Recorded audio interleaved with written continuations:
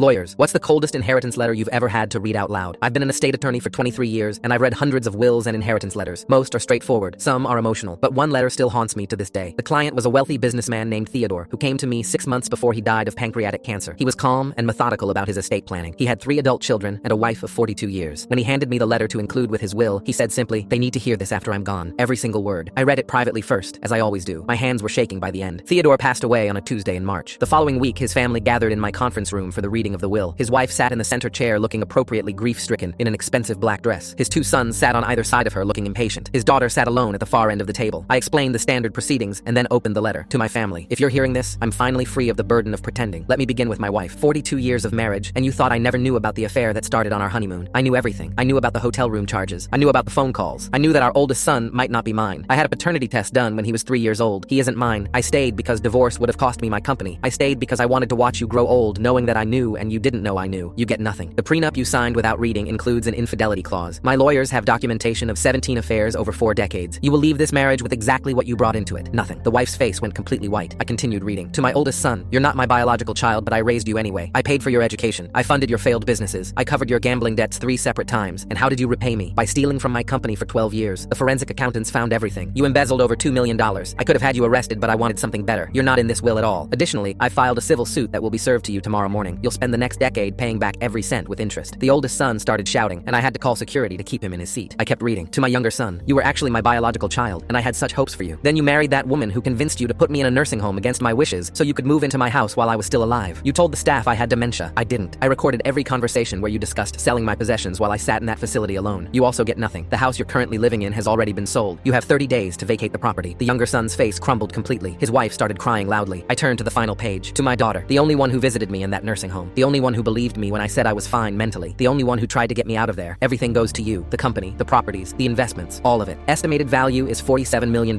Your brothers will tell you to share with them. Don't. They had their chances. Your mother will cry and beg. Remember that she let them put me in that facility and never once questioned it. I loved you. You were the only one who loved me back. Use this money to build a beautiful life and never feel guilty for being the only decent person in this entire family. I set down the letter. The room exploded. The wife was screaming about hiring lawyers. The sons were threatening their sister. Security had to escort everyone out separately for safety. The daughter was the last to leave. She stopped at my door and looked at me with tears streaming down her face. Did he really know all of that the whole time? He spent his last 6 months documenting everything meticulously, I said. He wanted them to know he was never the fool they thought he was. She nodded slowly. Good. That was 4 years ago. The daughter runs the company now quite successfully. The wife lost everything in divorce proceedings. The oldest son is still paying back the embezzlement. The younger son rents a small apartment. The coldest inheritance letter I ever read was also the most deserved.